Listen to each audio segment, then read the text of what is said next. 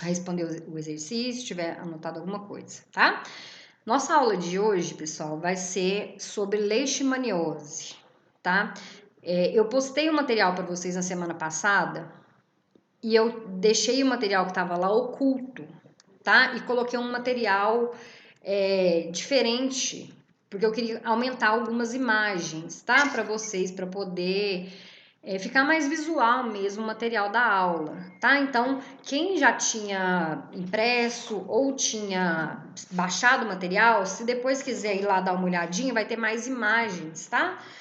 Nessa aula de hoje, mas o conteúdo mesmo é o mesmo, tá? Não teve nada de mudança não, eu só aumentei algumas figuras para ficar mais claro para vocês, tá? Porque leishmaniose, vocês vão ver que a gente trabalha com vários agentes etiológicos, com vários parasitos dentro do mesmo gênero. Então, eu fiz um compilado para ficar mais claro um pouquinho para vocês, tá? Enquanto eu estiver falando, pessoal, estiver cortando, se estiver dando algum problema, tá, na transmissão, pode me falar aqui, pode abrir o microfone, tá? Hoje não tem como eu abrir nem fechar o microfone de ninguém, tá? Então vocês abram, por favor, o microfone, se vocês quiserem falar, tá? Pessoal, leishmaniose, ela é uma doença, ela não é tão frequente, tá? A gente está tendo um aumento no número de casos de leishmaniose, de uns 10 anos para cá, mas ela não está sendo não é uma doença considerada uma doença muito prevalente, não, tá? Na nossa região. O que acontece? Essa doença, ela é uma doença ainda muito estigmatizada, tá? É uma doença muito mal vista, principalmente pelas pessoas, pelo desconhecimento mesmo das pessoas sobre a doença. A gente vai ver que dentro do ciclo biológico da doença, a gente tem animais domésticos fazendo parte desse ciclo.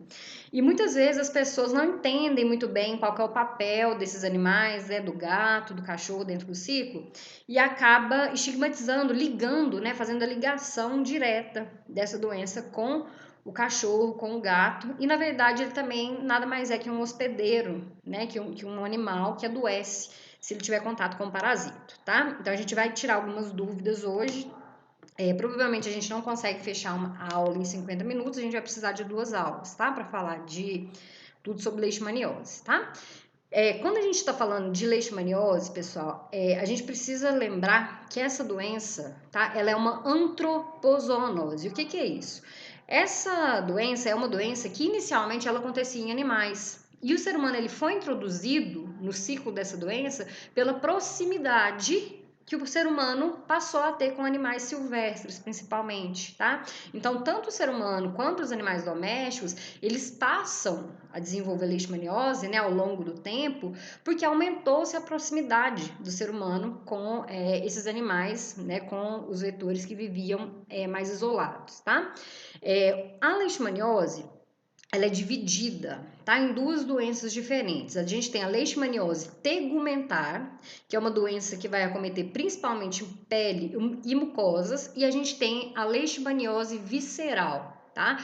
Que é uma doença que vai atingir principalmente vísceras, né? Coração, estômago, intestino, tá? Alguns linfonodos. Então são doenças diferentes, mas que são provocadas por parasitos do mesmo gênero, né? Que estão ali na mesma família, tá? E o mecanismo de transmissão e o mecanismo de patogenicidade, como que esse parasito chega naquele órgão, ele é muito parecido, por isso que a gente estuda como se fosse uma doença única, tá? Mas a gente vai dividir na hora do diagnóstico, porque vai ser uma amostra diferente para cada uma dessas doenças, tá? A leishmaniose tegumentar, que é a leishmaniose que vai acontecer na pele do paciente, da pessoa infectada, ela já é um problema de saúde pública há muitos anos, tá? Ela é muito comum em mais ou menos 88 países. E a gente tem leishmaniose tegumentar praticamente no mundo inteiro, tá? A gente não tem muito caso de leishmaniose tegumentar nos países mais frios, tá? Mas mesmo assim, em alguns países a gente ainda encontra um ou outro paciente com esse tipo de lesão, tá? Então ele é um parasito muito que se acostumou muito bem ao ambiente urbano, tá? A gente vai ver por que isso acontece, tá? Hoje em dia, a gente categoriza leishmaniose tegumentar de duas maneiras, tá? A gente tem a leishmaniose tegumentar do Velho Mundo e a leishmaniose tegumentar do Novo Mundo, tá? Depois eu vou explicar para vocês essa distinção, por que ela existe, tá? E a gente tem por ano mais ou menos 2 milhões de casos novos, tá? De leishmaniose tegumentar. Leishmaniose visceral, ela acontece, mas ela é menos frequente e ela comete mais crianças, tá? Então a gente ainda tem pouco registro desse tipo de patologia, mesmo se tratando de uma doença de notificação compulsória, tá? Vocês vão ver depois um pouco mais pra frente como que a gente notifica essas doenças, tá? Dentro do quadro geral de doença infecciosa, tá? Principalmente causada por parasitos, ela é considerada, né, uma das 6 mais importantes, tá? Por quê? Quando eu tenho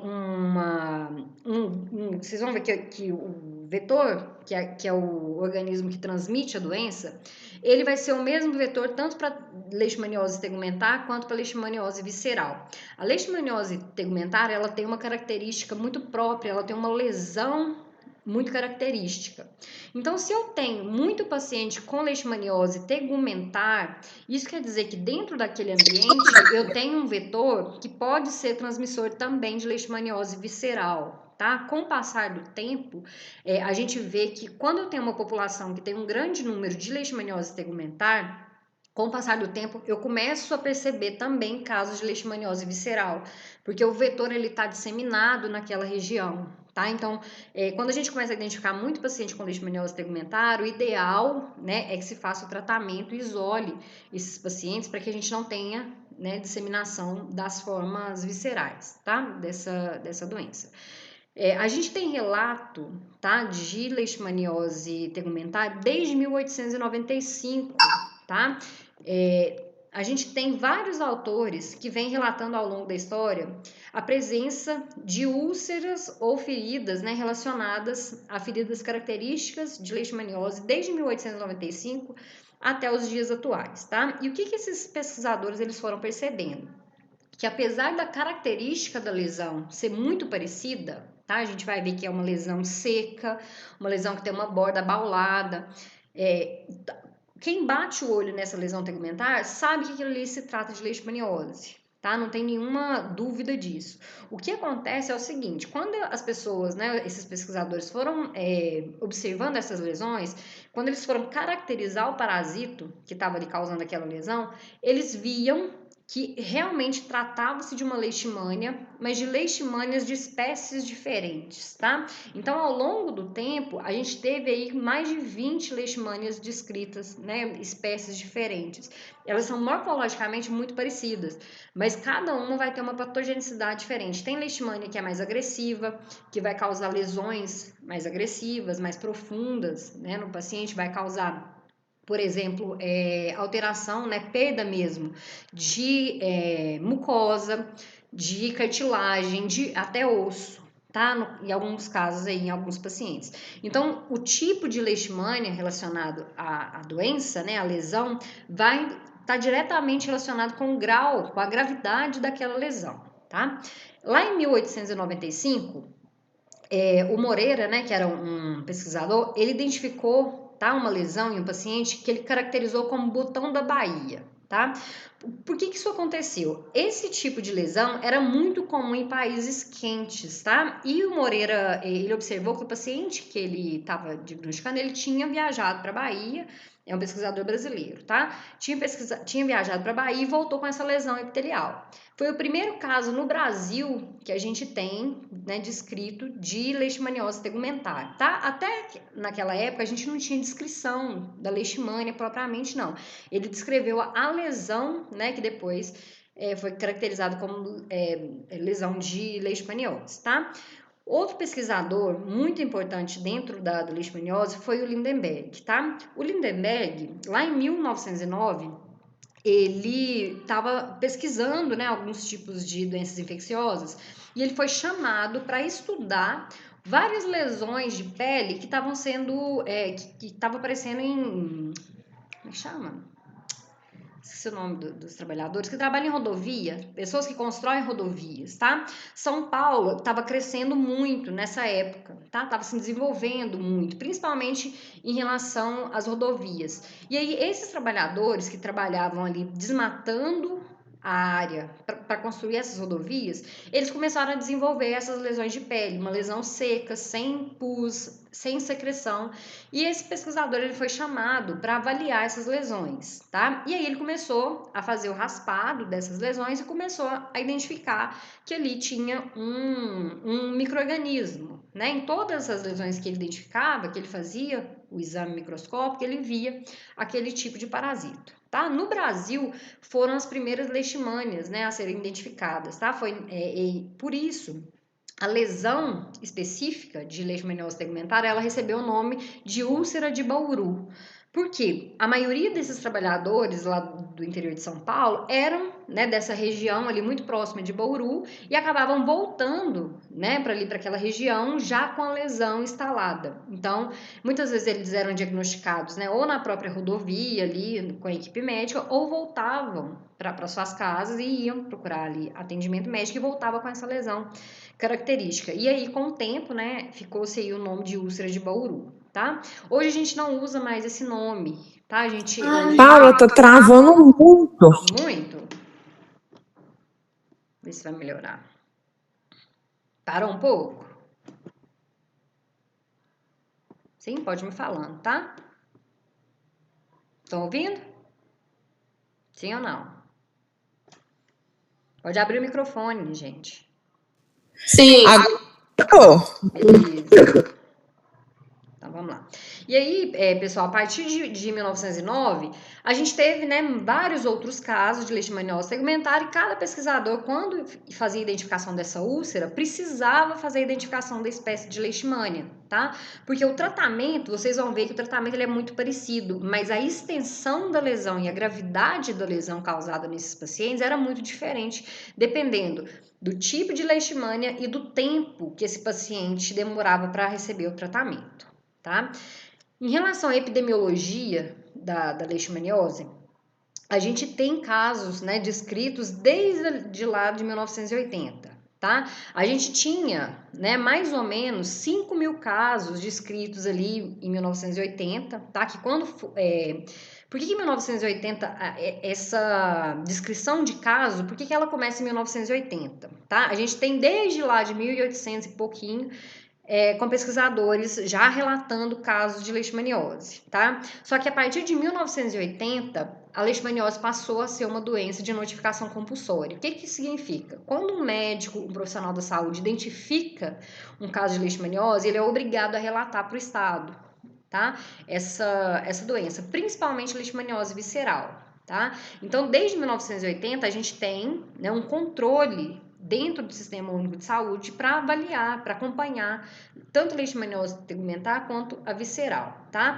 A gente vê que durante os anos, tá? A gente tem vários picos da doença. A gente tem um decréscimo, depois aumenta, tem um decréscimo, depois aumenta, tá? E isso ao longo do tempo. A partir daqui, ó, 2003, a gente teve uma diminuição no número de casos de leishmaniose tegumentar. Isso se deve principalmente à inclusão de novos medicamentos no mercado, tá? A partir de 2003, a gente começou a fazer associação de medicamentos e aí a gente tem, né, a diminuição desses números de casos, né? Porque como eu não tenho uma pessoa doente durante muito tempo, eu não tenho a possibilidade desse vetor se infectar, né, novamente, um novo vetor, daí passar essa doença adiante, tá? Então aqui a gente tem, né, uma diminuição considerável aí a partir de 2003, 2004, tá? Até hoje. Por que eu coloquei aqui para vocês a data de 2016, tá? Existe a liberação de novos dados de leishmaniose a cada 4 anos, tá? Então, o dado de leishmaniose que a gente teve, o último, foi até 2016, tá? O quadriênio de 2016. O próximo seria liberado agora, tá? No meio de 2020.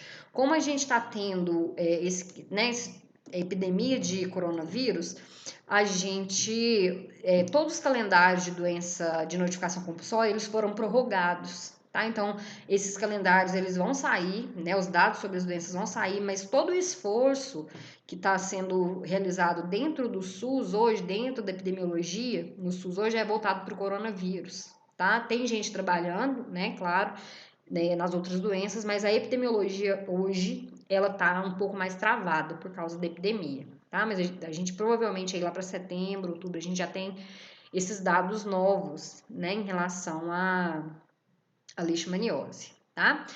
E aqui eu coloquei para vocês, pessoal, quando a gente entra lá no DataSUS, é isso aqui que a gente vê, tá? A gente escolhe o nome da doença e a gente consegue ver o número de casos da doença ao longo do tempo, tá? Aqui, ó, eu coloquei para vocês, marcado aqui com a setinha de vermelha, os últimos dados que a gente tem de leishmaniose tegumentar, que é essa epitelial, do nosso estado, tá?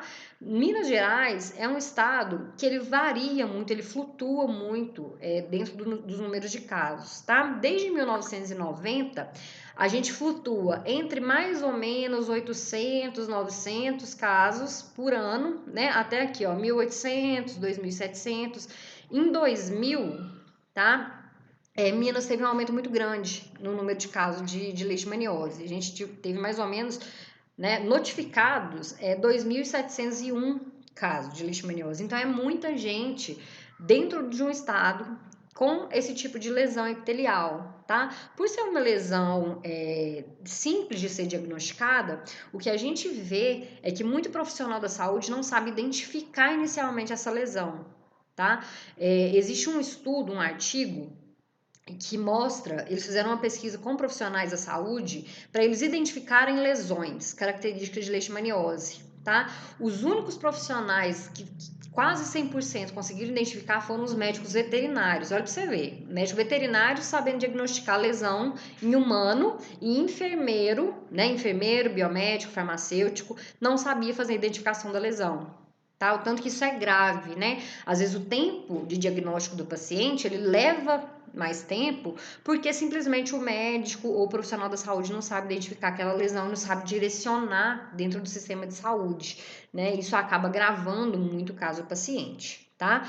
Lembrando sempre, leishmaniose tegumentar tem cura, tá? Mas existem pacientes que evoluem tanto durante a doença que eles vão ficar com lesões muito graves e até mesmo desfigurantes, tá? A gente vai ver que tem muito paciente que vai ficar com o rosto desfigurado, tá? Ele perde ponta de nariz, perde lábio, perde língua durante essa doença, tá? Vou mostrar para vocês depois as imagens, tá?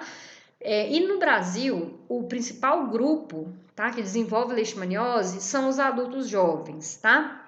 Aqui eu coloquei para vocês o dado de 2016, a maior concentração de casos tá aqui, ó, acima dos 20 anos de idade, tá? São realmente aquelas pessoas que têm contato maior, né, com esse ambiente urbano, né, que estão ali mais disponíveis para ser picado mesmo pelo inseto vetor, que é um mosquito, tá? Crianças, para leishmaniose tegumentar, a gente não tem tanto caso assim de crianças não, tá? Agora para leishmaniose visceral, esse gráfico ele se inverte, tá? As crianças são mais acometidas por leishmaniose visceral do que os adultos e isso é muito grave, porque as crianças geralmente elas se debilitam mais rápido, né? Precisam de um cuidado maior, tá?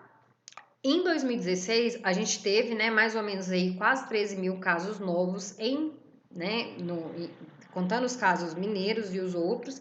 A maioria, 72% aí, são homens, 7,5%, né, menores de 10 anos, então é uma parcela pequena no número de casos aí relacionado a crianças. Mais ou menos 6%, tá, desses casos tiveram formas mucosas. Tá? O que é isso?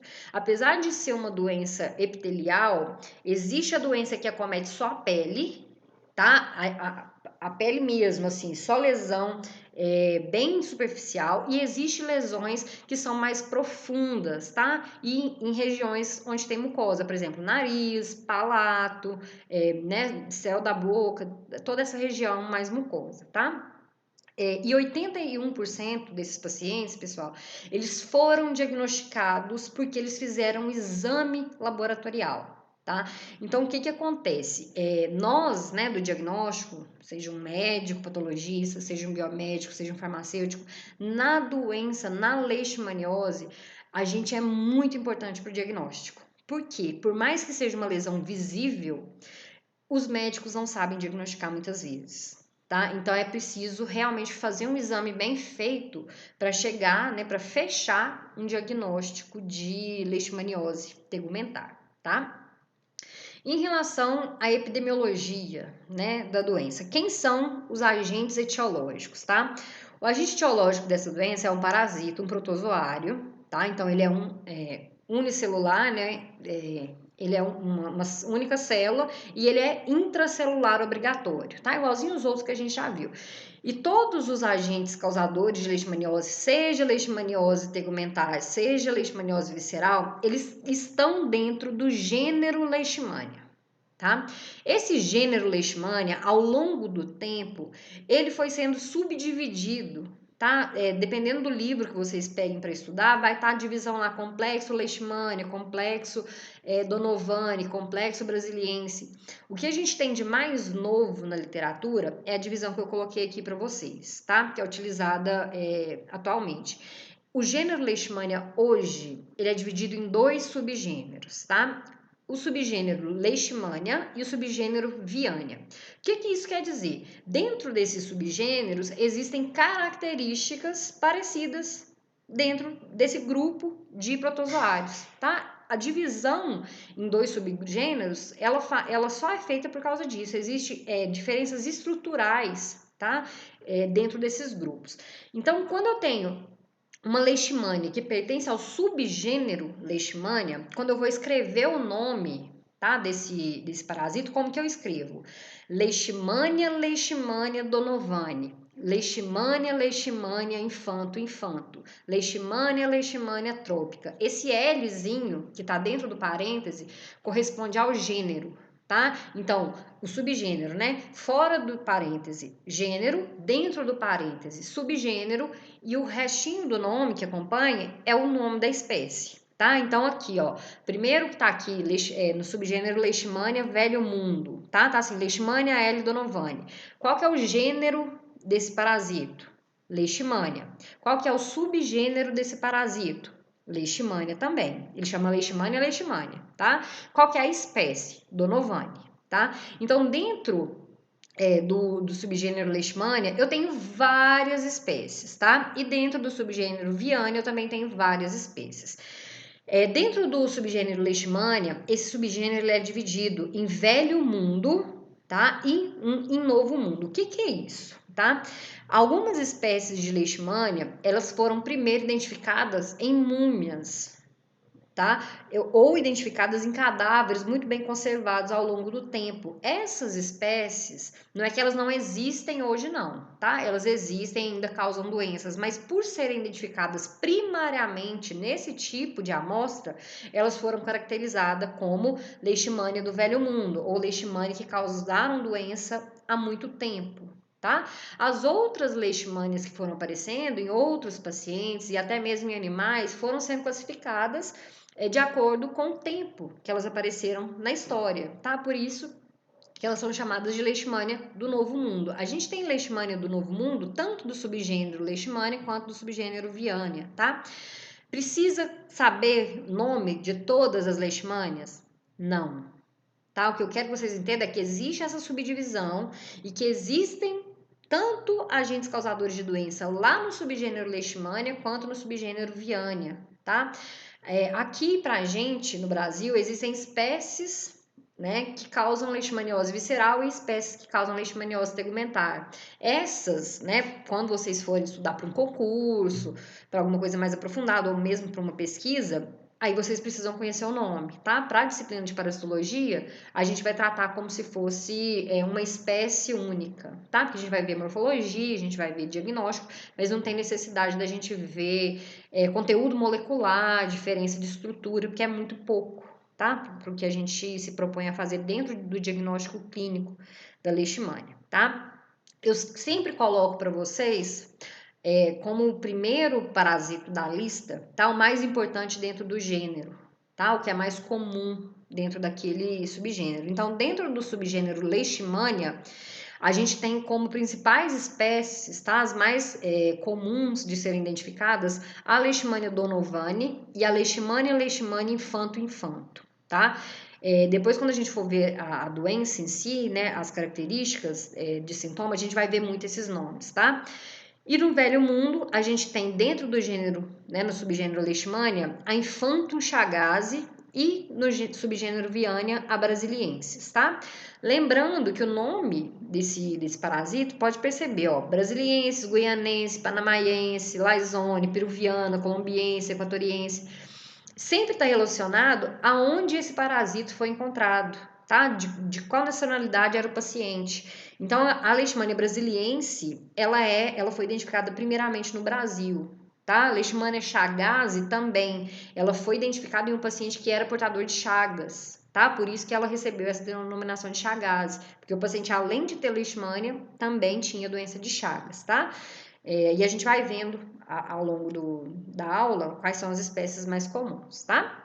Então, a gente tem mais ou menos aí, ó, quase, né, 40 espécies de Leishmania, tá? Causando essas doenças, tá? Do mesmo jeito que eu tenho várias espécies de parasito que pode causar leishmaniose, eu também tenho espécies diferentes de vetores, tá? Só que todas essas espécies estão dentro de um único gênero, que é o gênero Lutzomia, tá?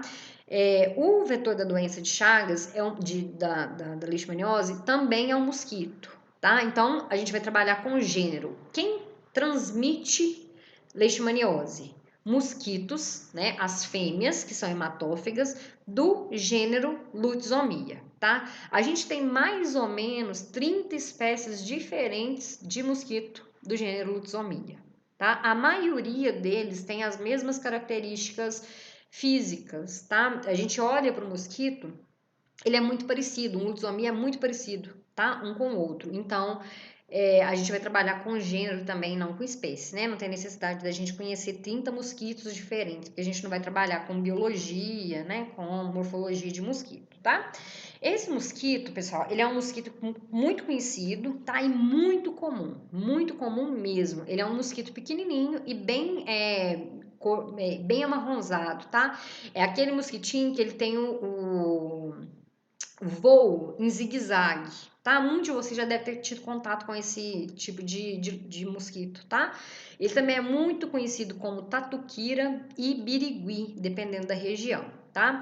Aqui eu coloquei para vocês uma imagem de um mosquito da fêmea, né, do Lutzomia, depois que ela fez o repasso sanguíneo, tá? Esse mosquito, quando a gente olha ele no microscópio, a gente consegue ver aqui, ó, dentro do intestino dele, a quantidade de sangue que foi ingerida, tá? Então é bem fácil de identificar, tá? E geralmente esse mosquito ele tem hábito noturno, tá? Então ali, quando começa a entardecer, esses mosquitos acabam saindo, né, de buraco, de árvore de maneira geral, tronco de árvore, tá? De lixo também, eles costumam ficar muito em lixo. E eles saem e vão picar as pessoas, tá? Ele é muito parecido com a Aedes aegypti, né? O Aedes aegypti, que é o transmissor da dengue, da zika, do chikungunya, também tem hábito noturno, né? Por que esses mosquitos, geralmente, eles picam à noite, tá? Porque durante o dia, o animal ou o ser humano está em muito movimento. É difícil para esse mosquito conseguir, né, picar um humano ali se movimentando. O humano ele vai se proteger, né, vai acabar matando esse animal, tá? Então, né, a maioria deles vão ter aí esses hábitos noturnos mesmo, tá? Lembrando sempre, uma característica específica desse vetor é o voo em zigue-zague, tá? E ele, pessoal, é muito comum em criadouros de maneira geral, tá? Canil, aqui eu coloquei para vocês, como do jeitinho que tá no livro, pocilga, tá? Pocilga é chiqueiro de porco.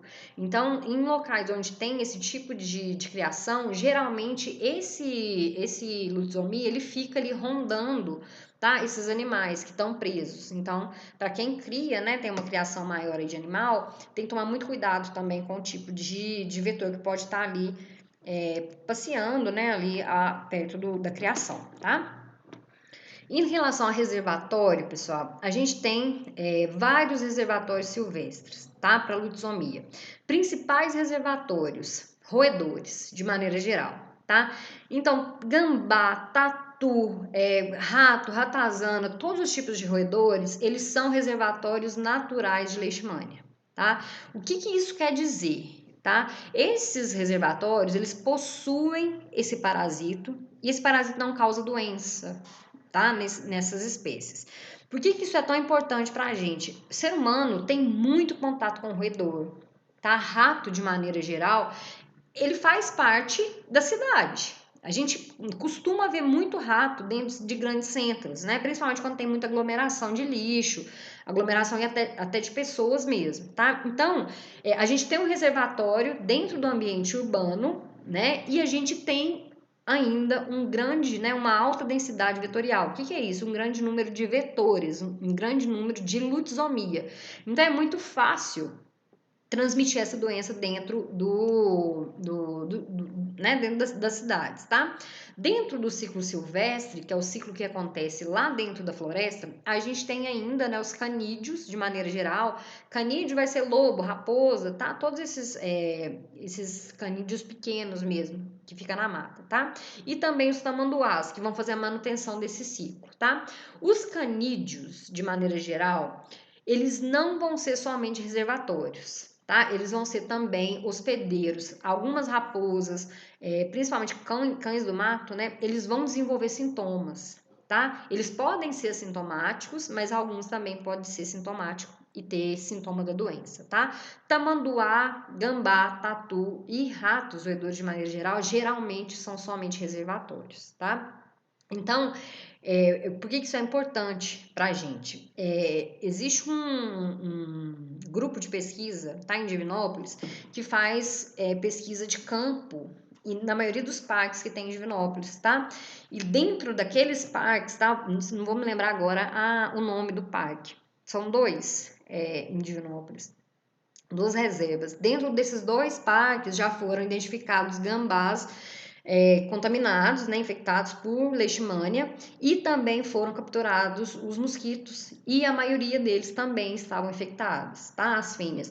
Então, assim, é uma doença que está disseminada mesmo. Divinópolis, por exemplo, é uma cidade com alto índice de transmissão de leishmaniose, tá?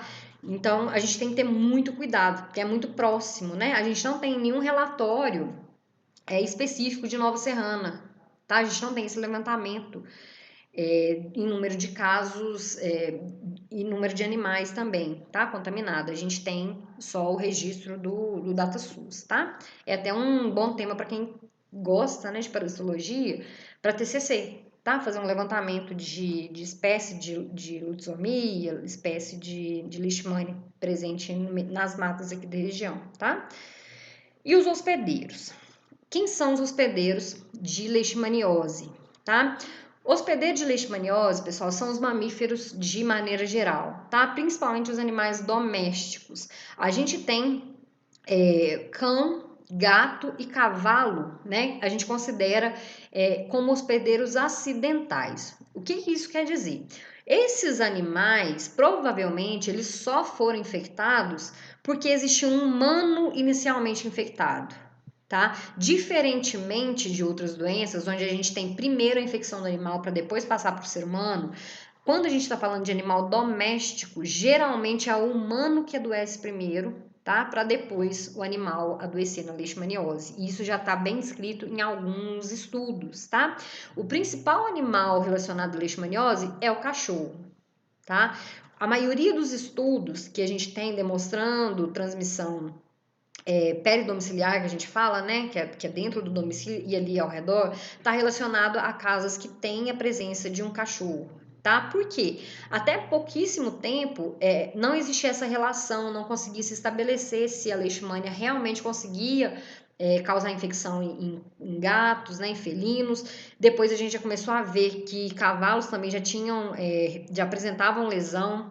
Então, a gente considera eles como hospedeiros acidentais, tá? Eles podem tanto ser reservatórios, não desenvolver nada, mas a maioria vão desenvolver lesão igualzinho o ser humano, tá? Geralmente, cachorro e gato vai ter mais lesão na orelha e no focinho, tá? Quando são acometidos por leishmaniose tegumentar. Quando a leishmaniose Paula, visceral... Pode falar. Paula, Pode falar. Por exemplo, então, para ser acidental e ter infectado o homem, então o mosquito vai e pica o homem e pica o animal, é isso? Isso. O que a maioria dos estudos demonstram, Núbia, é que a infecção, ela cometeu primeiro o homem para depois passar para os animais de estimação, tá? Sempre existe assim um caso humano na região, depois começa a alastrar nos animais da região, tá? E aí a gente começa a ver um aumento no número de procura em veterinário para tratar esses animais. O humano, qual que é a diferença, tá? O humano, a gente hoje tem um tratamento específico, a gente tem medicamento que funciona, que é eficaz. Para o animal, não. Tá? Quando o animal ele é diagnosticado com leishmaniose, principalmente leishmaniose visceral, geralmente esse animal ele vai para ser sacrificado. Tá? Existem medicamentos, mas a eficácia ela não chega nem a 70%. Então, a maioria, a indicação até do Conselho Federal de Veterinária é realmente sacrificar esses animais para evitar a infecção comunitária, tá? Tanto para outros animais quanto para os seres humanos que estão ali em volta, tá? Geralmente esses animais vão ser, realmente vão ser, se eles não tiverem, né, assim, uma cura através do próprio sistema imunológico e durante algum tempo eles vão ser sacrificados, tá? Essa questão de legislação a gente vai falar no final, tá? O que os donos podem fazer em relação aos animais, tá? Em relação aos hospedeiros, tá? Os animais, como eu falei para vocês, os cães, os gatos e os cavalos, né, equinos de maneira geral, também são hospedeiros, tá? Mas a diferença é que a gente considera eles hospedeiros acidentais e o ser humano não, tá? O ser humano vai ser um hospedeiro típico mesmo, é onde o parasita ele vai se desenvolver, vai se multiplicar e vai gerar sintoma, vai gerar doença, tá? No ser humano, pessoal, o índice de infecção assintomática ele é muito baixo. Geralmente, a maioria dos seres humanos que tem contato com leishmania, eles vão desenvolver sintomas. Quando a leishmaniose tegumentar, é muito mais tranquilo de ser tratado, né? Geralmente é uma lesão única, bem localizada, o paciente ele consegue identificar muito rápido que ele está com aquela lesão. Quando a leishmaniose visceral, aí que é o problema, tá? Porque ela se confunde com muitas outras doenças infecciosas, né? E dependendo do tempo que a gente tem para fazer esse diagnóstico, o paciente ele vai a óbito muito rapidamente, tá? A gente teve em 2015, se eu não me engano, 2015, 3 óbitos em Divinópolis, no prazo assim de 20 dias, o paciente internado, não conseguiu fazer o diagnóstico, e o diagnóstico pós-mortem deles, né, a autópsia, demonstrou presença de leishmania, tá? No coração de um dos pacientes e nos outros foram no rim, tá? Dos pacientes. Então, assim, é muito grave, né, esse tipo de infecção, quando ela evolui muito rápido, assim, tá?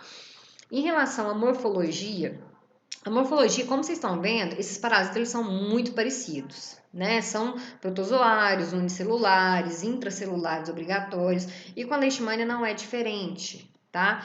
Esse parasito, ele é intracelular obrigatório e ele tem uma predileção por células de defesa, né? Assim como a gente viu lá na doença de Chagas, tá?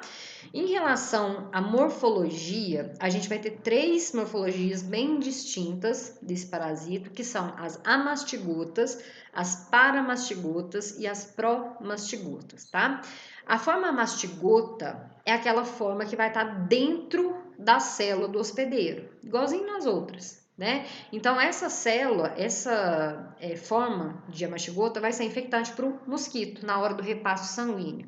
Na hora que a fêmea vai lá se alimentar, ela acaba ingerindo junto com o sangue uma célula infectada e acaba se infectando também, tá? As células do tipo promastigotas vão ser as células que vão ser injetadas pelo mosquito num ser humano susceptível, tá? Então, a gente tem essa diferença, né, de célula infectante para o vetor e célula infectante para o ser humano, e ali no meio, né, que é uma célula que a gente chama de célula de desenvolvimento, a gente tem as paramastigotas, tá? Que a gente vai ver onde que elas vão se encontrar dentro do ciclo, tá? O ciclo da leishmania ele é muito parecido com o ciclo da doença de Chagas, tá? Vocês vão ver que às vezes a gente pode até confundir bastante um ciclo com o outro, tá? Aqui eu coloquei para vocês uma representação das duas principais morfologias que a gente vai ver no laboratório, tá? Então aqui, ó, a morfologia A, tá? A imagem que aparece para vocês é uma imagem arredondada, tá? Isso aqui é uma imagem de uma mastigota, uma representação de uma mastigota, tá? E em B, aqui, a representação da forma pró-mastigota, tá? Então, são essas duas estruturas que vão aparecer dentro do organismo do ser humano, tá? Aqui em A, eu tenho uma célula, tá? De defesa, um macrófago, e no citoplasma, que é essa parte mais clara aqui da célula, ó, eu tenho várias amastigotas. A amastigota é esse pontinho roxo que está aqui dentro do citoplasma. Ó. Tá? Tem uma amastigota livre aqui, aqui eu tenho outras, aqui eu tenho outras, tá? Essa mancha roxa que está aqui dentro, ó, o que acontece? Essa imagem, provavelmente, tá? Ela foi curada na hora que esse macrófago aqui no meio se rompeu. Isso aqui é um núcleo de uma célula fagocitária, de um macrófago, tá?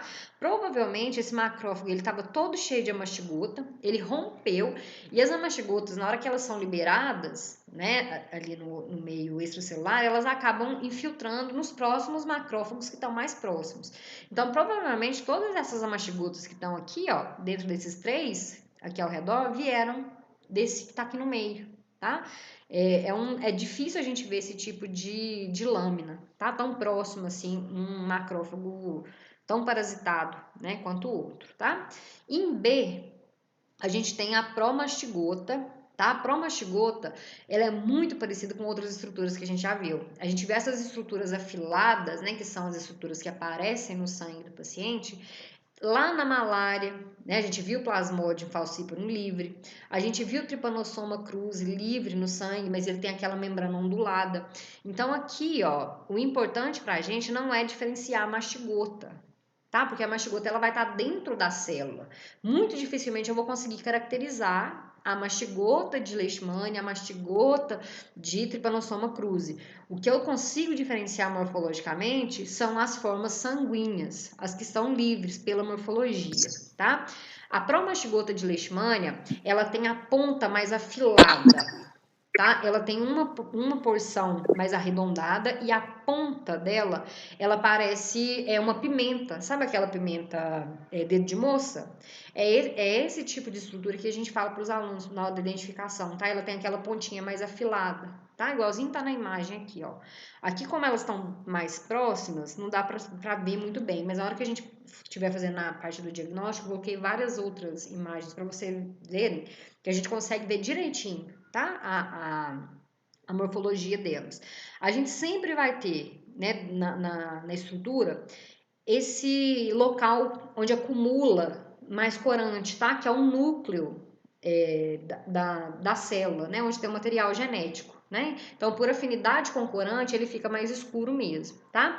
É bem comum a gente ver esse núcleo da Leishmania bem centralizado, tá? Ele não é tão grande, né? Igual a célula, a morfologia sanguínea lá do Trypanosoma cruzi, mas a gente consegue identificar bem. E o flagelo da Leishmania é um flagelo bem longo, comparado aos outros, e bem fininho, tá? Ele parece um fiozinho de cabelo mesmo, tá? A gente vai identificar depois separadamente a mastigota, Ô, Paula, a paramastigota e a promastigota, tá? Pode falar.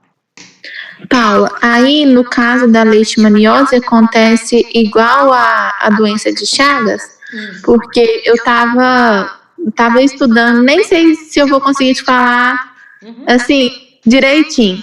Porque quando o mosquito pica o humano, né, que vai ser o hospedeiro da doença, aí não é pela picada que é transmitida a doença, né? É quando é isso mesmo. É isso mesmo. Aí é quando o mosquito vai, tipo, defeca ou faz xixi, aí a gente vai e coça alguma coisa e entra. Não. Esse é o ciclo da doença de Chagas. Isso. Tá? Aí não é da mesma forma, então, não. Não. No caso Esse é pela picada. Isso, no caso da leishmaniose é igualzinho na malária, é pela picada, tá? O que acontece? Na hora que o mosquito ele pica o ser humano, ele, no momento ali que ele injeta, na verdade que ele suga, né, o sangue, ele acaba regurgitando uma substância, tá? Que é como se fosse um gel gelatinoso, é como se ele estivesse vomitando dentro do ser humano, tá? Esse gel é uma substância gelatinosa, tá? Tem várias proteínas de adesão. O que que acontece? Esse produto que o mosquito acaba injetando junto com as formas infectantes para o ser humano faz com que aquele local onde ocorreu a picada, seja um local onde tem uma resposta inflamatória mais acentuada. O que é isso? Ele estimula mais o sistema inflamatório. E é isso que o parasito quer. Quando esse gel ele entra em contato com as células ali residentes, que a gente fala, ele gera uma inflamação, ele chama mais células de defesa para aquele local. E esse parasita ele vai infectar principalmente célula de defesa, macrófago. Então é isso que ele quer. Ele quer que vai mais célula de defesa para aquele local, para ele conseguir infectar.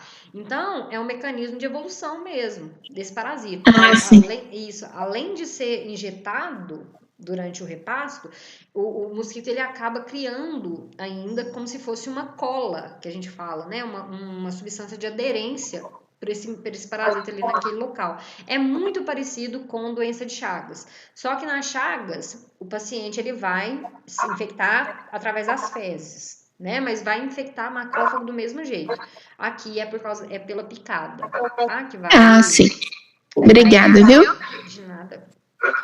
Aqui, pessoal, eu coloquei 2 ciclos, tá? Esse ciclo primeiro aqui é o ciclo que estava no material inicial de vocês. Eu achei um outro ciclo que ele é mais resumido e ele tá com as imagens melhores, tá? Pra gente conhecer um pouquinho, entender um pouquinho como funciona o ciclo dessa doença, tá?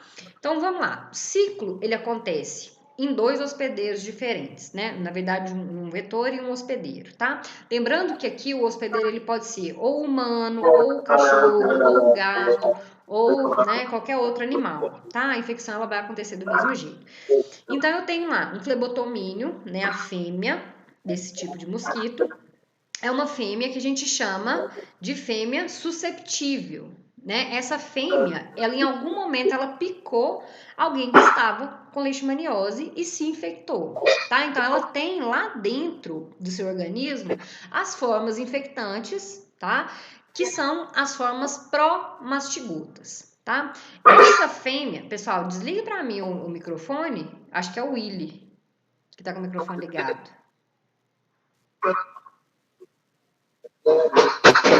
Will, desliga seu microfone, por favor. Isso. Deixa eu voltar no ciclo. Tá. Aqui. E o que acontece, pessoal? Quando essa fêmea ela vai fazer o repasto sanguíneo, ela pica o ser humano, tá? E ao picar o ser humano, né, ela vai ali sugar o sangue e quando ela faz isso, ela acaba injetando no ser humano as células, né, desse parasito que são as promastigotas, tá? Junto com essas promastigotas, ela vai acabar levando para o local ali da lesão essa substância gelatinosa que eu estava falando para vocês, que é uma substância que ela é altamente inflamatória, tá? É um conjunto de proteínas que vai fazer com que o nosso sistema imunológico leve células para aquele local, tá? Então, as formas promastigotas entraram lá para dentro do ser humano, tá? E elas vão ficar geralmente acondicionadas no local da lesão, tá? Esse parasita ele não sai muito, ele não vai cair na corrente sanguínea e vai ir para outros órgãos, não. Tá? Geralmente ele infecta o que a gente chama de macrófagos residentes, tá? São células de defesa que ficam ali naquele local mesmo, na epiderme, para proteger essa região. Então, esses macrófagos, essas células de defesa, elas acabam sendo, elas vão tentar englobar esse parasito, né, para tentar defender o organismo, e o parasita ele consegue multiplicar ali dentro muito mais rápido do que a célula consegue destruir. Então, acaba que o parasita ele forma o que a gente chama de vacúolo parasitófaro, tá? O parasita ele cria ao redor dele como se fosse uma cápsula e ele começa a se multiplicar ali dentro. Por quê? Quando ele forma esse vacúolo parasitário, né, o vacúolo parasitófaro, é como se ele estivesse se escondendo da célula de defesa. acaba que as proteínas, né, líticas que a gente fala, proteína que rompe micro-organismo, não consegue entrar em contato com esse parasito por causa dessa cápsula, tá? E eles vão se multiplicando ali dentro, né? Quando o parasito entra para dentro do macrófago, ele entra na forma promastigota, tá? Quando ele forma esse vacúolo parasitóforo, né, o vacúolo parasitário, ele passa a ser chamado de amastigota, tá? A forma amastigota é a forma de reprodução, tá? Esse parasita ele vai se dividir por divisão binária, uma mastigota vai dar origem a outras, e aqui, ó, tá mostrando bem isso, ó, aqui no número 3, tá? Eu tenho um macrófago, que é essa representação em azul, e dentro dele eu tenho um vacúolo parasitóforo, que é isso aqui, ó, em azul claro, e aqui dentro eu tenho várias amastigotas, de vários tamanhos. Por quê?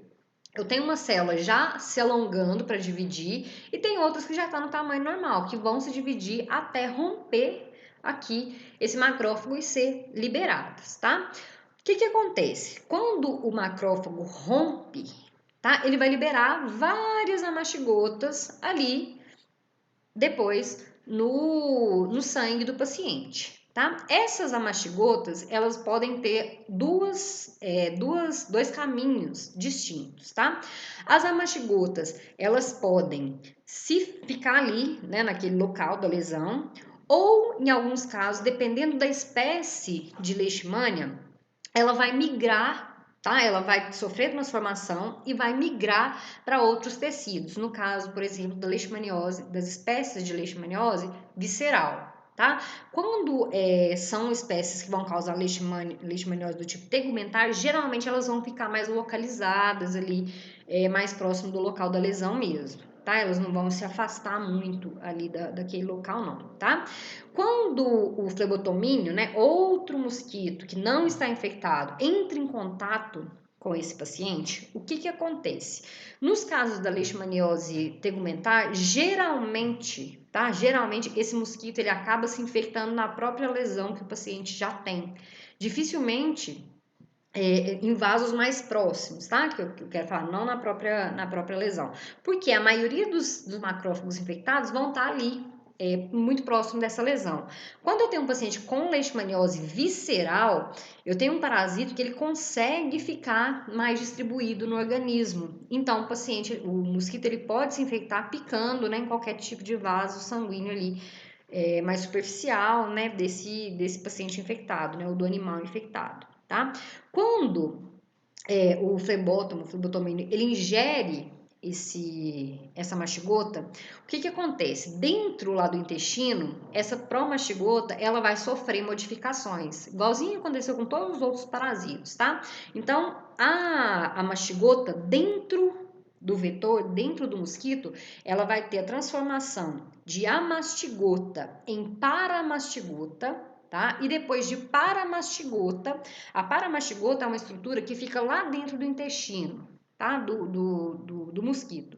Quando ela migra do intestino, porque a gente chama de probóscita, tá? Que é a boca, como se fosse o local de inoculação, tá? Aqui do mosquito, ó. É a boquinha aqui dele.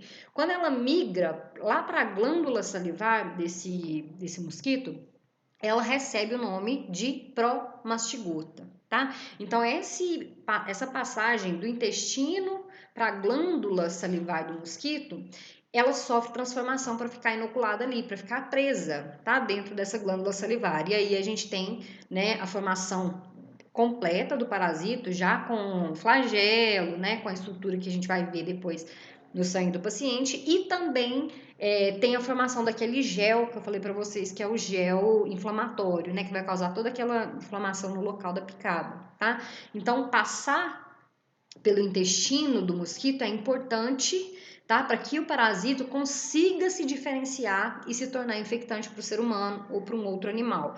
Quando não existe essa passagem, quando a gente consegue barrar essa transformação do parasito lá no intestino do mosquito, tá? Provavelmente ele não consegue infectar um humano ou um animal, tá? Então, esse ciclo ele é muito parecido com o ciclo da doença de Chagas, tá? Mas lembrando sempre, na doença de Chagas a gente tem um barbeiro, na leishmaniose a gente tem um mosquito, tá? Na doença de Chagas, o ser humano ele vai ser infectado pelas fezes. Aqui é na picada, tá? Do próprio mosquito, tá?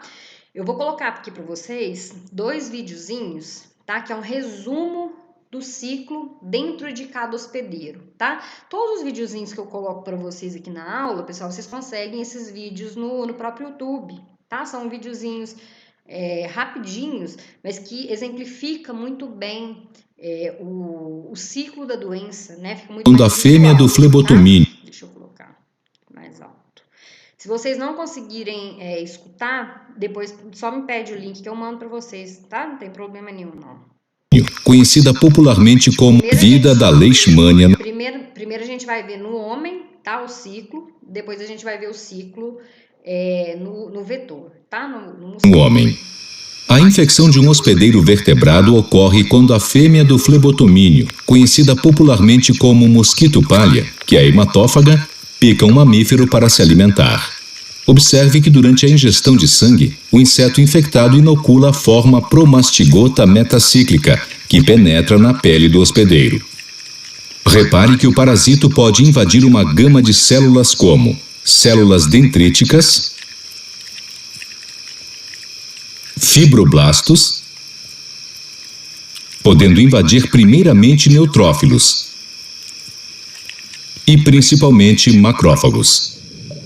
Neste exemplo, observamos a forma promastigota aderindo à membrana do macrófago e iniciando o processo de internalização via fagocitose.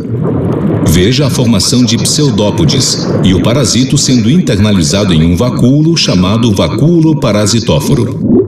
Repare que no interior do vacúolo, o parasito se diferencia para a forma mastigota. Posteriormente, ocorre a fusão de lisossomos, descarregando seu conteúdo e contribuindo para a formação do vacúolo parasitóforo. Porém, note que o parasito não é alterado pelas enzimas lisossomais. Observe que no interior do vacúolo, a forma amastigota se multiplica por fissões binárias sucessivas. Note que muitos amastigotas ficam aderidos à membrana do vacúolo, preferencialmente pela sua região posterior. Repare na quantidade de formas amastigotas que estão surgindo com as divisões sucessivas, podendo ocupar grande parte do citoplasma. Veja que em seguida, a membrana do macrófago se rompe, liberando os amastigotas no tecido. Estas formas amastigotas podem atingir a corrente circulatória, onde podem ficar livres no sangue ou permanecem no interior de monócitos. Desse modo, poderão ser sugados por uma nova fêmea do flebotomínio durante o repasto sanguíneo ou invadir novos macrófagos.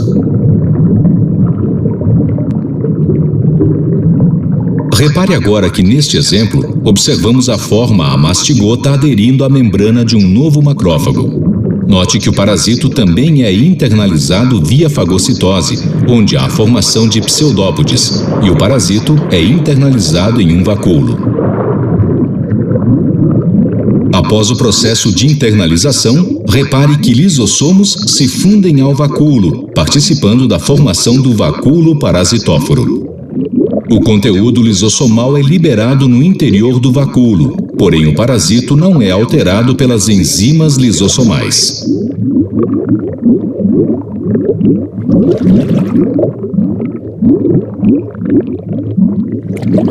No interior do vacúolo, a forma amastigota se multiplica por fissões binárias sucessivas.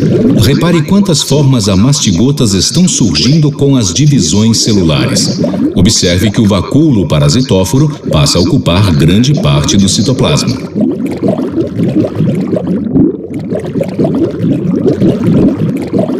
Veja que, em seguida, a membrana do macrófago se rompe, liberando os amastigotas no tecido, que poderão ser sugados por uma nova fêmea do flebotomínio durante o repasto sanguíneo ou invadir novos macrófagos.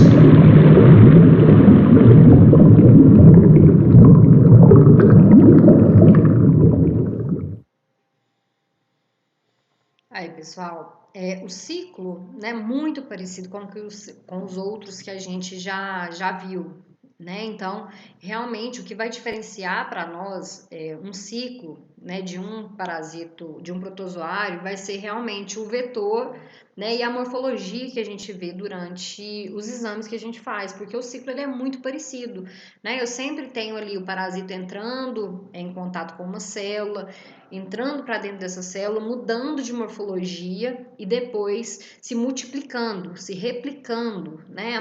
Todos os parasitas que a gente viu até agora, eles se multiplicam por divisão binária, né? Aqui no vídeo ele fala fissão binária, mas é a mesma coisa, é o mesmo processo, né? É uma célula que se alonga, duplica o seu material genético e depois divide o citoplasma, né? Dando origem a duas células iguais, tá? Então, realmente, o que vai diferenciar vai ser o vetor, né? E a morfologia, tá? O ciclo ele é muito parecido. Vamos ver então Ida da leishmania no inseto.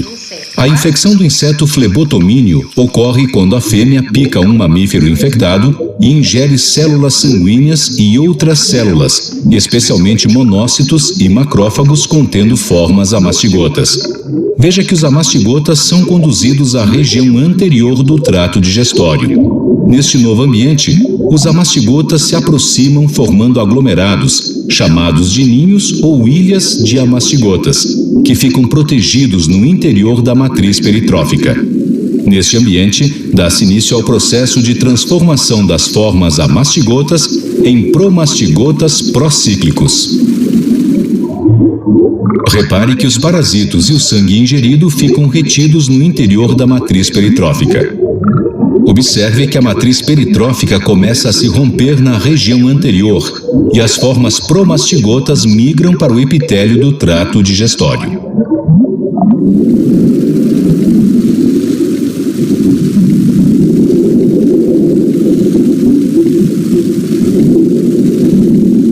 Veja que quando alcançam o epitélio, os promastigotas começam a se multiplicar sucessivamente por divisão binária e aderem ao epitélio pela região do flagelo.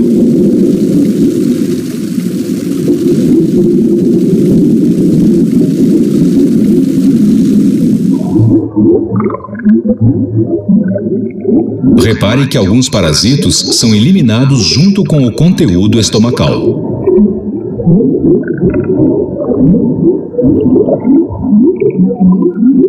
Após a divisão, os parasitos migram para a região anterior do intestino, até a válvula estomodeal, onde se concentram e sofrem um processo de diferenciação denominado metaciclogênese. Veja que durante a metaciclogênese, os promastigotas apresentam redução de tamanho do corpo celular e aumento do flagelo, tornando-se extremamente móveis. Tornam-se assim altamente infectivos, passando a ser denominados de promastigotas metacíclicos. Observe o aglomerado de promastigotas metacíclicos próximos à válvula estomodeal. Ao danificar a válvula estomodeal, as formas metacíclicas migram para a probóscide e são regurgitados, sendo transmitidas a um novo hospedeiro vertebrado através da picada, recomeçando o ciclo.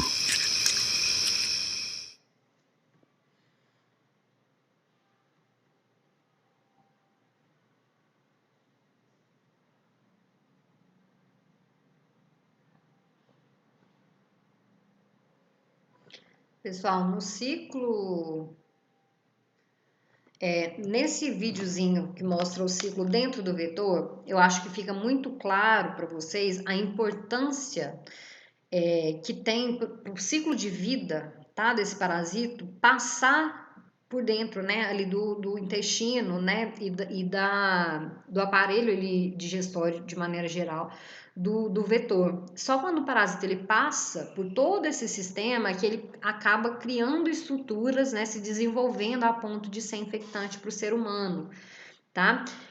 Por que eu mudei? Teve alguém que perguntou ali no chat por que eu mudei o material. Na verdade, eu não mudei o material, eu só acrescentei imagem, tá? Por exemplo, lá no material primeiro de vocês só tem esse ciclo aqui em inglês, tá? Eu coloquei um ciclo em português, para que vocês consigam, para facilitar mesmo o entendimento, tá? De vocês. Mas quem tá com outro material é o mesmo conteúdo, tá? Não tem nada de diferente, não. É só dar uma olhadinha nas figuras, tá?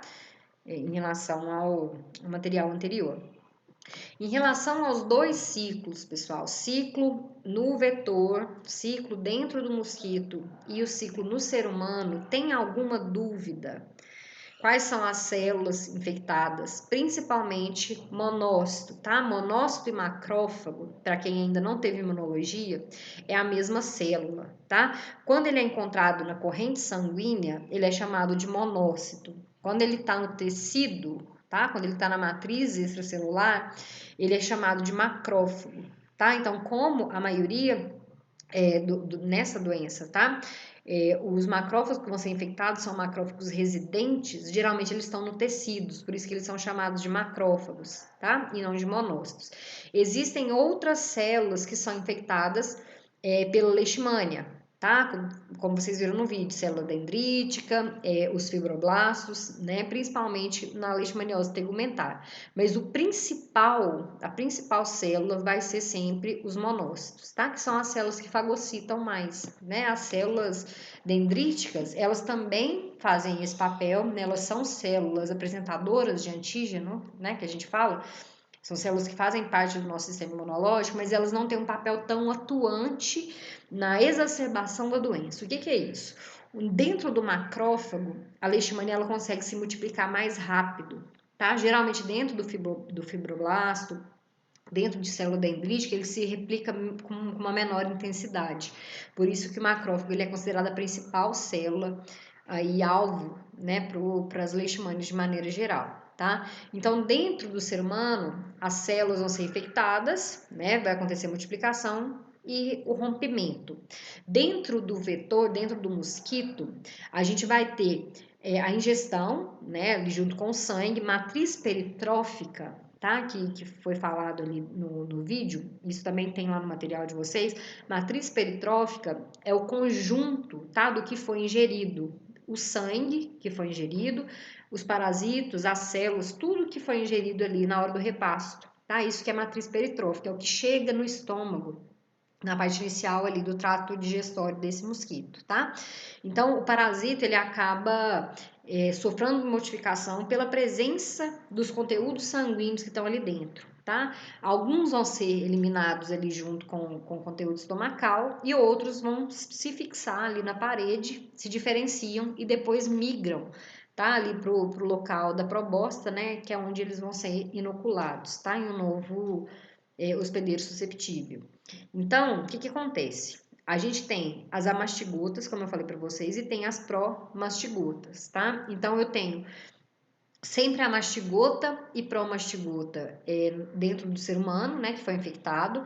Quando eu vou ver a mastigota? Somente quando eu estiver muito próximo do período onde o humano ele se infectou, tá? Porque a partir do momento que essa pró-mastigota que ela foi injetada, ela entra para dentro do macrófago, ela só vai se transformar em amastigota. No organismo humano, a gente não tem essa transformação de amastigota em pró-mastigota. Então, eu tenho só multiplicação, mastigota, mastigota, mastigota, mastigota, tá? Quando o mosquito ingere a mastigota, aí sim a gente vai ter novas pró-mastigotas, tá? Então, a pró-mastigota que eu tenho dentro do organismo humano, ela veio do vetor, tá? Isso indica que eu tive a contaminação vetorial. Quando eu tenho somente a mastigota no final de uma infecção, ou numa infecção com mais tempo, isso quer dizer que o paciente ele já tem mais tempo de infecção, tá? Quando eu não vejo mais para mastigota, é porque aquela lesão já é uma lesão com mais tempo, né? A maioria das promastigotas entraram para as células e já se diferenciaram, ou morreram, né? Ou foram eliminadas, tá? Dúvidas em relação a ciclo, em relação ao vetor, até agora? Ô, Paulo, Pode falar. aí no caso de um ser humano passar para outro, seria, no caso, só como transfusão de sangue, por exemplo?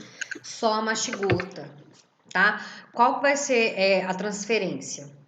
Dificilmente um humano ele vai conseguir passar a leishmaniose tegumentar para outro. Porque a doença, o parasita, ele vai ficar restrito à pele, tá? Se eu fizer uma descamação do local e inocular em outro paciente, pode ser que ele se contamine, porque ele vai ter ali a mastigota. Mas falar que o paciente consegue passar, tá, a mastigota sem ter uma lesão um para o outro, isso não existe, tá? Então, geralmente a infecção entre humanos né, vai estar relacionado a um transplante, onde eu tenho o parasita dentro de um órgão, ou através de transfusão sanguínea, principalmente em casos de leishmaniose visceral. Geralmente, a gente não trabalha com transmissão humano-humano em leishmaniose tegumentar, porque a quantidade de amastigota que vai ir para o sangue desse paciente é muito pequena mesmo, tá? Então, geralmente, quando existe a transmissão, é visceral, é o caso mais grave, tá? Não é, o paciente geralmente ele não vai ter esse sintoma da derme, da epiderme, não, tá? Ah, certo, entendi, obrigado. Nada.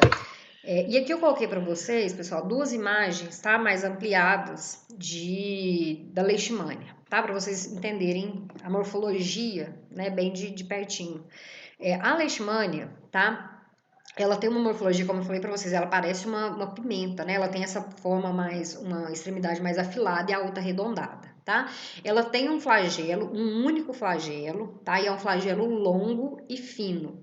E dentro do corpo celular, né, que é o corpo do parasito, a gente tem 2 estruturas que são estruturas que absorvem muito corante, tá? Que é o núcleo, tá? O núcleo onde tem o material genético e o cinetoplasto, tá? A maioria dos protozoários, eles têm cinetoplasto, tá? O que acontece? O cinetoplasto, ele vai estar relacionado principalmente com a produção de energia do parasito, tá?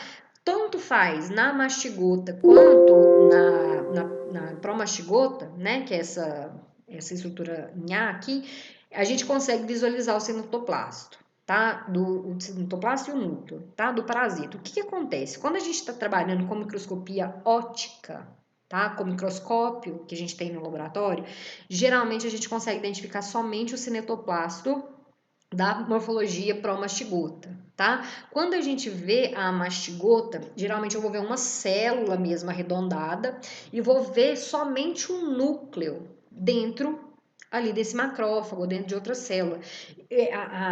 A proximidade, né, que eu tenho em um microscópio óptico não permite que eu consiga ver o cinetoplasto, apesar dele ficar corado, tá? Porque é muito pequeno.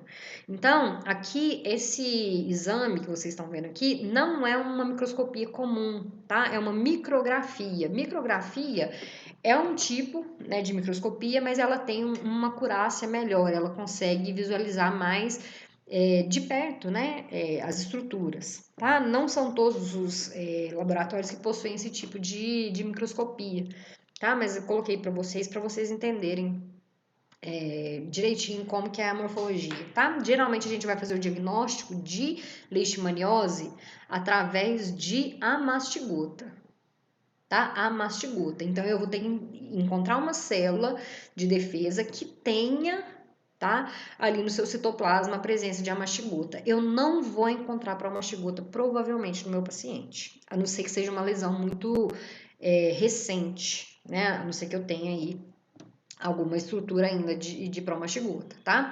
Então, a nossa célula-alvo, que eu preciso procurar na amostra do meu paciente, a mastigota, tá? Então, vai ser esse tipo aqui de lâmina que a gente vai visualizar, tá? No paciente com leishmaniose. Em casos raros e em casos onde a gente estiver trabalhando com pesquisa de parasito, a gente pode avaliar a promastigota, tá? Quando a gente estiver trabalhando com o próprio vetor, ou quando eu faço uma cultura, né, para crescer esse tipo de parasito, eu também posso ver muita promastigota, tá?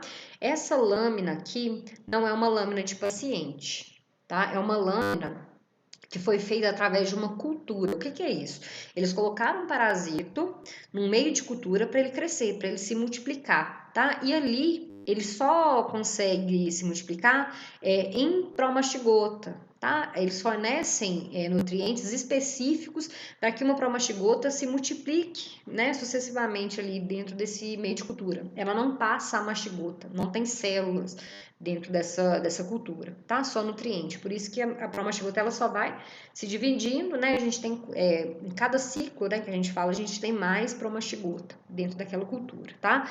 Esse tipo de cultura, ela é mantida dentro de laboratório de pesquisa, principalmente para estudar morfologia, para estudar o comportamento dessas estruturas frente a algum medicamento novo, tá? Porque quando a gente vai tratar uma parasitose, eu falei para vocês que a gente precisa fazer com que o medicamento funcione, né, para todas as formas morfológicas do parasito. Então, um medicamento bom para leishmaniose, ele tem que agir tanto na forma mastigota, ele tem que entrar dentro do macrófago e chegar na mastigota dentro do macrófago, né, principalmente para tratar humano, e ele também tem que agir nas formas para ou pró-mastigotas, tá? Então, eles mantêm esse tipo de cultura no laboratório para testar medicamento, principalmente, né, fazer novas terapias, tá? E aqui, né, a gente tem um campo também feito de cultura, onde a gente tem várias pró-mastigotas de leishmania, tá? Seja leishmania, Chagas, Donovane, amazonenses, todas, tá? A morfologia vai ser a mesma. Microscopicamente, a gente não consegue diferenciar essas espécies. Quando é necessário fazer a identificação da espécie, geralmente a gente vai ter que fazer exames de biologia molecular, tá? A gente vai ver que os exames imunológicos, ELISA, imunocromatografia, imunofluorescência, todos vão dar positivos para qualquer espécie, tá? Se eu tenho espécie de Leishmania donovani, espécie de Leishmania chagas, se o paciente estiver na fase aguda, ele vai ter IgM positivo para qualquer espécie de Leishmania, tá? Ele não é específico. Então, o ideal, né, se o médico ele quer, ou se o pesquisador ele quer saber a espécie, ele vai ter que fazer um teste de biologia molecular, tá? Analisar o DNA mesmo desse parasito, tá? Em relação às formas morfológicas, pessoal, a gente tem, tá, como forma morfológica durante o ciclo, a mastigota, pró-mastigota, paramastigota e pró-mastigota metacíclica, tá? Por que eu não dividi para vocês entre pró-mastigota metacíclica e pró-cíclica, tá? Porque, na verdade, essa pró-mastigota ela vai estar dentro do vetor, tá? É só o local onde ela vai ser encontrada que é diferente. Ela tem a mesma estrutura. Existe essa definição em procíclica, metacíclica, porque uma vai ser encontrada, né, no homem e a outra vai ser encontrada só dentro do intestino do vetor, tá? Então, pra gente aqui, tá, a gente vai trabalhar com a mastigota, pró-mastigota e paramastigota, tá? Como morfologia. Dúvida, pessoal, até aí? Não? Por enquanto, não. Então, tá bom. Pessoal do primeiro horário, tá? Deixa eu só sair aqui da aula. Eu vou parar a aula aqui, tá? Em patogenia, e aí a gente continua.